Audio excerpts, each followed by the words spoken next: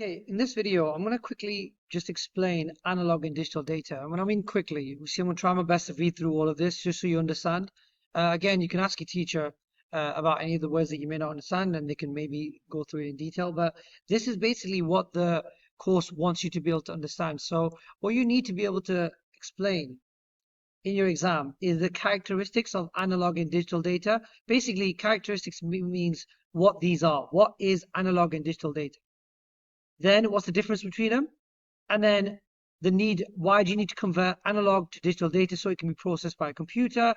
And essentially, digital data, how to convert it back into analog data so it can be used by control devices. Okay, so let's get started. The CPU, central processing unit or processor, it processes, carries out, or executes instructions, all of the data and instructions, and it contains billions of mini small transistors, right, that are connected together to form circuits. Transistors act like switches, like light switches, and they are either on when they transmit electricity or they are off when they do not. There is no in between. Where different amounts of electricity are transmitted, as in a dimmer switch, where there are infinite number of states between fully off and fully on. It is all or nothing. Okay, so I want to say binary like ones and zeros, but I don't want to get confused. But basically, it's either on or off. A system like this with separate states is said to be digital. Okay. Now, what that means is information represented by certain fixed values rather than as a continuous range, usually data represented by digits ones and zeros. In this case, there are only two states, on or off, and the system is said to be binary. Okay. A system like a dimmer switch, where there is continuous range between two values, is said to be analog. Information represented by a quantity, for example, electric voltage or current, that is continuously variable, which means it changes. In the information are indicated by the changes in voltage. Now, if information is being transmitted by analog methods, the sending and receiving system must be very accurate to distinguish the small differences. As there are only two states in the transistors of the CPU, they are represented by digits of the binary system, 1 for on and 0 for off.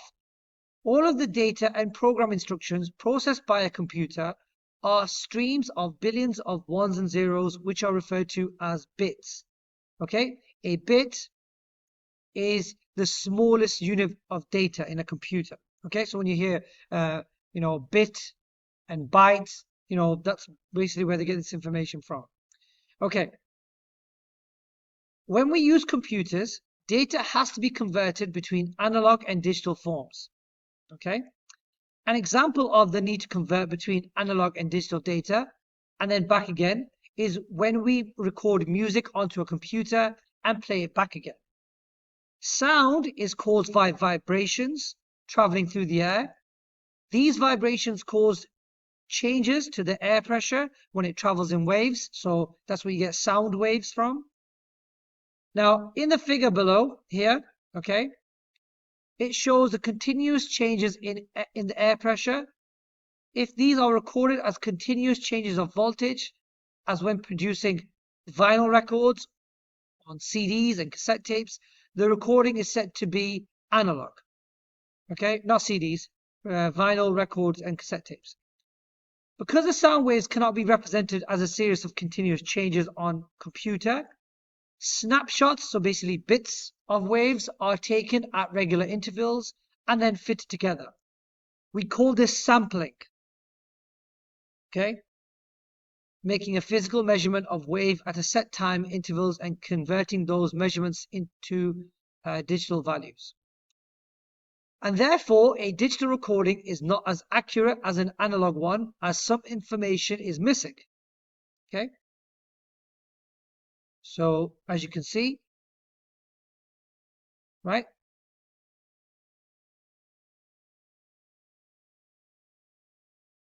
as you can see the difference between analog and digital there as well.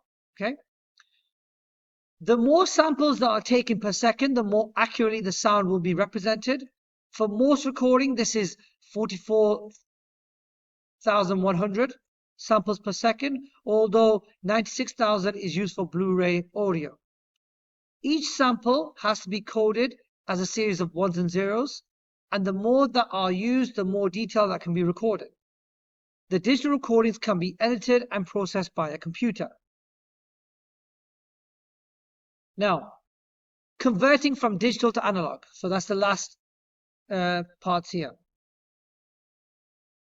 Okay. In order for digital sound to be listened to, it must be converted back to analog signals. So it can be output through speakers or headphones. The technology used to do this is a DAC, digital to analog converter. Sound cards contain sound cards which are embedded in your computer, so on the motherboard, contain these DACs to convert digital signal back to analog ones. DACs take binary number of the digital form of audio and it turns it into an analog voltage or current that can create a wave of audio that represents the digital signal. As mentioned above, the digital data represents the sound in sampled steps and is not continuous. The DAC has to make up bits in between to stitch them together. Now, just like DACs are required when computers are controlling devices such as robots through the use of actuators. Now, that's a device that causes the machine or other devices to operate, such as motors. All data are input by sensors into the computer must be converted from analog into digital format, whether it is from sound, light, pressure, or temperature sensors. The digital data can be processed by the computer if the data is to be output through analog devices such as speakers or motor, then it must be converted back into an analog signal. Now, I'm going to try my best just to summarize this, in a bit more, make it more specific. This analog data is smooth and continuous, like a wave, while digital data is made up of steps or individual bits, like on-off signals, so on, off, that kind of stuff. Computers can only understand digital data because they work with binary.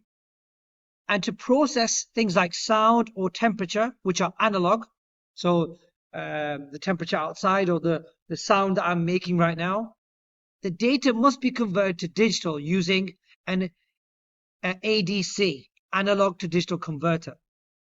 Similarly, when the computer wants to control something like a speaker or a motor, it must convert digital data back to analog using a digital to analog converter because these devices need smooth signals to work. So an example I'm going to give you is a microphone and a speaker. They are devices that work with sound, but they perform opposite tasks. A microphone captures sound, which is analog, like waves in the air, and converts it into electrical signal. This electrical signal is then converted into digital data using an ADC, analog to digital converter, so that a computer or device can process or store the sound. Example, recording your voice on a computer. The speaker, however, takes digital data from a computer and converts it into electrical signal using a DAC, digital analog converter. This analog electrical signal is sent to the speaker, which vibrates a diaphragm to create sound waves that you can hear. For example, playing music from your phone. Together, microphones and speakers show how analog and digital conversions are used to process and play sound.